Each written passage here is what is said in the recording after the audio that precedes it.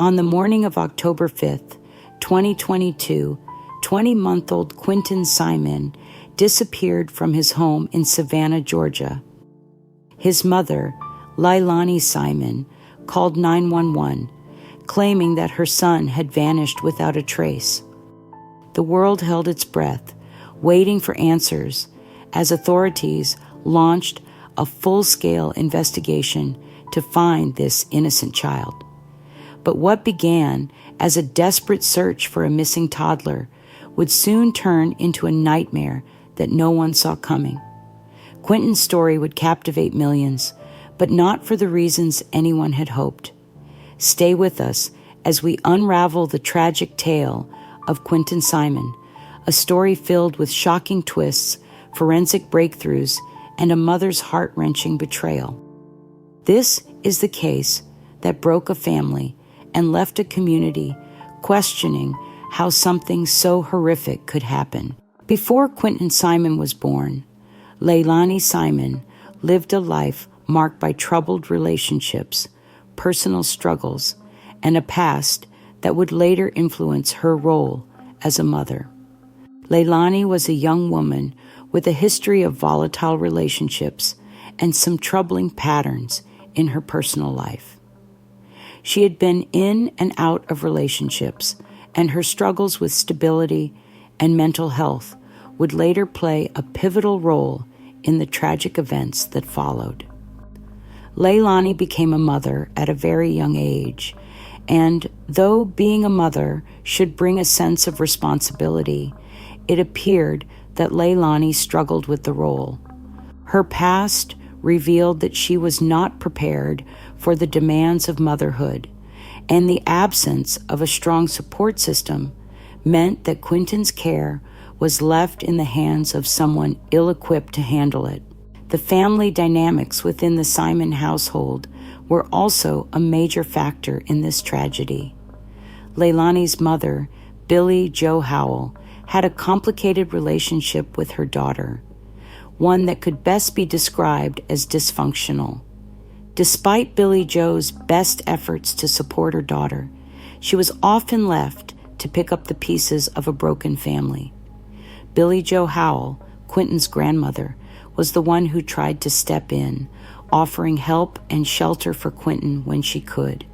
But it was clear that the dysfunction within the family was too strong for anyone to break.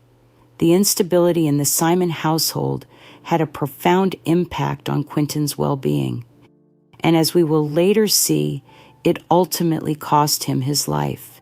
When Quinton Simon was reported missing on October 5th, 2022, the search for the young boy immediately became a priority.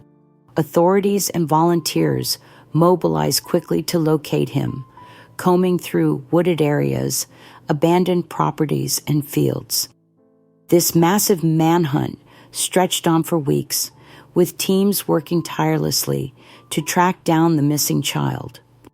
Social media platforms became flooded with appeals for information, and the media played a significant role in raising awareness about the case.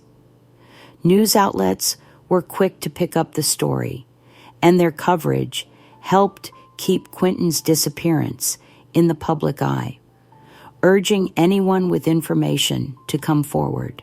Leilani Simon called 911, reporting her 20-month-old son Quinton was missing. She claimed that she had left him in his playpen, only to return and find he was gone. Her frantic voice echoed through the 911 call, but something didn't seem right. As the investigation into Quinton's disappearance deepened, the focus quickly turned to his mother, Leilani Simon. In the days following Quinton's disappearance, Leilani's behavior raised suspicions. Her interactions with law enforcement were often erratic, and at times she appeared indifferent to her son's fate. Was this a sign of guilt or simply denial? Interviews with psychologists and experts would later suggest that Leilani's psychological state played a crucial role in her behavior during the investigation. Despite the mounting evidence, Leilani maintained her innocence, showing little to no remorse throughout the process. Experts speculated that she may have been struggling with mental health issues, possibly exacerbated by substance abuse, which may have influenced her actions and contributed to her failure to protect Quinton. Initially, Leilani claimed that she had no idea where her son had gone, but evidence soon contradicted her story. Surveillance footage from a nearby dumpster area showed Leilani driving to a dumpster where she was seen disposing of something. This would become one of the most pivotal moments in the case. Law enforcement focused on the dumpster as a potential location for evidence. Hours later, the investigation took a dark turn. Human remains were discovered in a landfill, and they would later be confirmed through DNA testing to be those of little Quinton. It was at this moment that the case transitioned from a missing child case to a homicide investigation. Quinton was dead, and the search for answers had only just begun. What could have led a mother to do something so horrific? Why would Leilani Simon, a woman who should have been Quinton's protector, become the person responsible for his death? As detectives dug deeper into the case, they began uncovering more than just a missing toddler. They uncovered a history of neglect, drug use, and abuse, all of which pointed back to Leilani Simon. Her behavior was bizarre. She would cry during interviews, then laugh in private. She often contradicted herself. Behind the scenes, detectives were building a case and watching closely. Many began to question, was this a mother in grief or a killer hiding in plain sight? On November 21st, 2022, just over a month after Quinton disappeared, Leilani Simon was arrested. She was found at a treatment center in Georgia, reportedly seeking mental health support, but law enforcement had been watching her every move. When enough evidence had been gathered, they moved in. She was charged with murder, concealing the death of another, false reporting, and multiple counts of lying to police. The woman who cried on camera, the woman who claimed her baby vanished, was now in handcuffs, accused of killing her own child and dumping his body like garbage. During her arraignment and trial, Leilani showed little emotion. In court, the prosecution laid out a disturbing picture of neglect, lies, and eventual murder. They argued that she became frustrated with Quinton and lashed out before trying to cover it up. Testimonies from family members, friends, and even the babysitter painted a grim picture of a household filled with dysfunction. The babysitter tearfully recalled Quinton's bruises, the cries she heard, and her concerns that were never acted on. Leilani's defense tried to argue diminished responsibility, citing mental health and stress. But for the jury and the public, it wasn't enough. Billie Jo Howell, Quinton's grandmother, was devastated. She had tried to intervene. She had taken custody, but she also left Quinton in Leilani's care. The guilt was unbearable. She appeared on national TV, pleading for justice. Billie Jo Howell said she wished she'd done more.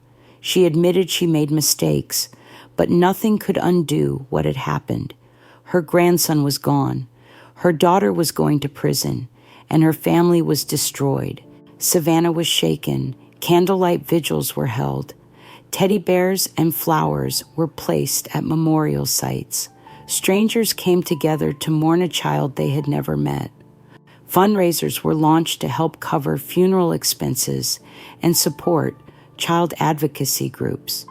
The case sparked national conversations about child protective services, young mothers in crisis, and the signs of abuse that often go unnoticed until it's too late. Was it neglect? Was it rage? Was it untreated mental illness? We may never fully understand why Leilani Simon did what she did, but psychologists say it may have been a combination of stress, emotional instability, and a lack of coping mechanisms. Some theorize it was a sudden act of violence, not premeditated, but devastating nonetheless. Quinton deserved better. He deserved safety. He deserved love. And instead, he was betrayed in the worst possible way. Leilani Simon was sentenced to life in prison without the possibility of parole. The judge stated that her actions were inhumane, unforgivable, and tragic. Some still wonder, could this have been prevented? Were there enough warnings? Did the system fail? Quinton Simon was just 20 months old. He loved to smile. He loved to laugh. He loved life. May we remember his name. May we fight to protect children like him, and may his story never be forgotten. If you found this story heartbreaking, please like, subscribe, and share this video so that Quinton's story reaches as many people as possible. And remember, if you see something, say something. No child should ever have to suffer in silence. Stories like Quinton's are heartbreaking, but they're also a call to action. If this case moved you, if it made you think about the countless children who suffer in silence, then help us bring awareness. Please hit the like button to support this video. Subscribe to our channel for more in-depth true crime stories. Turn on the notification bell so you never miss a story that matters. And most importantly, share this video, because awareness can lead to action, and action can lead to change. For Quinton, for every child who deserves to be heard, we won't stop telling their stories.